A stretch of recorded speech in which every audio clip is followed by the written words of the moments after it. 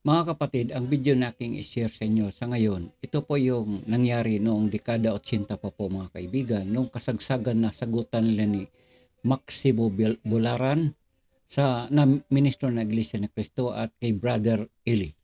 So yun po mangyari, doon pa po sila sa istasyon ng DCME si Brother Eli.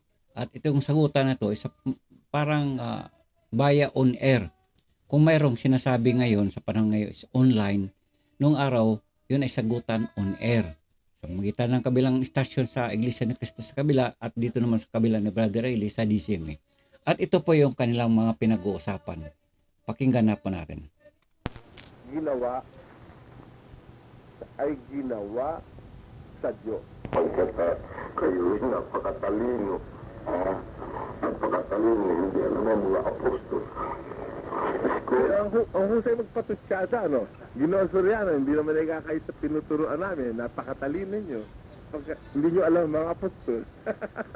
Talaga, yan ba tinuro na sugo nyo sa inyo, magpatutsada? Kalalaki mong tao, patutsadero kayo. Tuloy natin. Sorry, bakit? Bakit? Ang bihira ng missionary. At muna, kapatid na Santos. Yung Ginoong Soriano, tagapamahalang pangkalahatan yun tatatlo yata alam ng apostol Tinan mo, hindi kasi Soriano, tagapamahalang pangkalahatan, tatatlo alam na apostol. Sila kay liwanag na 12 yung apostol na unang tinawag, tapos tatatlo alam ko.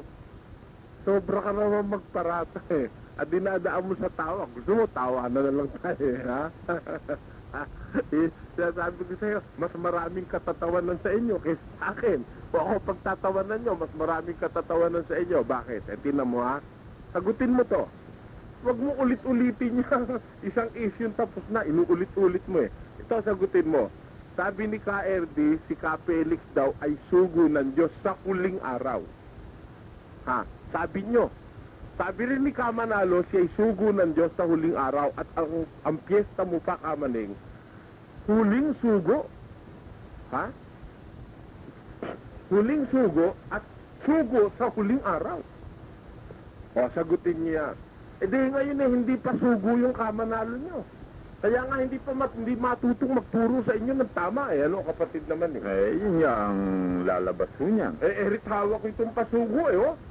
Ito'y issue ng January, February 1989 at ang nakalagay dito si KRD nandito sa loob na sa inside cover. Ang sabi rito si Felix daw sa ika-50 anibersaryo ng Pasugo Magazine. Ginugunita raw nila ito at ito raw unang pinanukala ni Felix na huling sugo ng Diyos sa huling araw. Kung gumamit kayo ng terminasyon, mali na paano nga lalabas yung puno nyo? O hindi ba kaya yan? Tagapangasiwa kang pangkalahatan ng buong daigdig na Iglesia ni Cristo kung gumamit ka ng termini mali?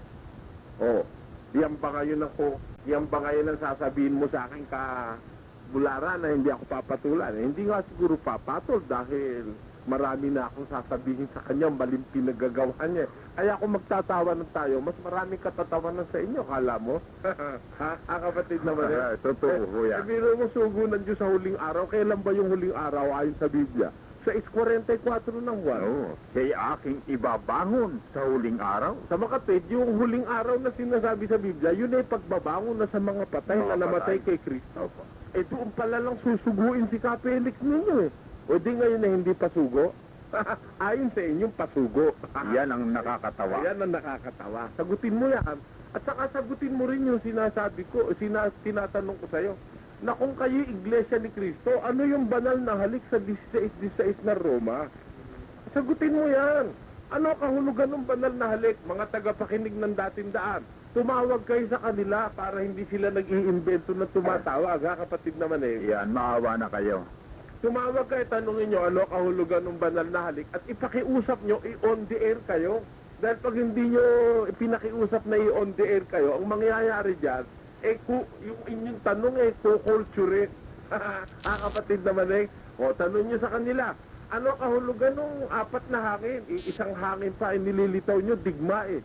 Mas digma pa ng At sala pa doon sa Jeremias na Oo. kanilang pinagkunan. Sapagkat yung digma sa Jeremias na pinagkunan nila ng paliwanag, eh yun eh, digma sa Jerusalem. Jerusalem. Hindi sa Pilipinas yun sa 1914, ha? Yan eh, sagutin mo yan, kabularan. Kailangan kung talagang ikaw eh, sa bagay, ako naman naniniwala na ikaw eh, may pinag-aralan, ha? At sabi mo eh,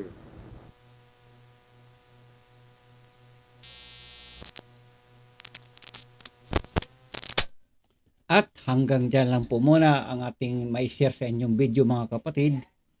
Yun po ay nangyari noon, dekada 80 po. At si Maximo Bulara po ang kausap ni Brother Eli dyan. Alam naman ng marami na si Maximo Bularan, siya po ang pangunahing ministro dyan. Manggagawa dyan sa Iglesia ni Cristo. At balita dyan, siya nga ang nagtuturo dyan sa mga estudyante, sa mga nagmamanggagawa. Okay, so ang pinag-usapan dyan, medyo sari-sari lang ang topic na pinag-usapan dyan ni Brother Eli. Yun na nga, kasama ng banal na halik, yung apat na anghel, at marami pang iba, huling sugo o ano pa. So mga kaibigan, yun po ang ating Brother Eli nung siya po ay nangangaral nung sa kanyang panahon, nung nandito pa po siya sa atin, nung mga unang yugto pa nung kanyang pangangaral. At siya po, siyempre, nakikipagtunggali ng katwiran. At hanggang dito po mga kababayan, abangan po ninyo, marami pa po akong may share sa inyo ng mga rare audio, mga audio recording ni Brother Eli nung siya po ay nangangaral at na-record ko po via cassette tape, dekada 80 hanggang dekada 90, na hanggang ngayon ay akin pong naingatan. Abangan po ninyo, may kasunod pa po mga kababayan, at huwag naman kalimot share and like sa ating mga video para naman bilang suporta po. Hanggang dito, magandang araw, maraming salamat, bye-bye na po.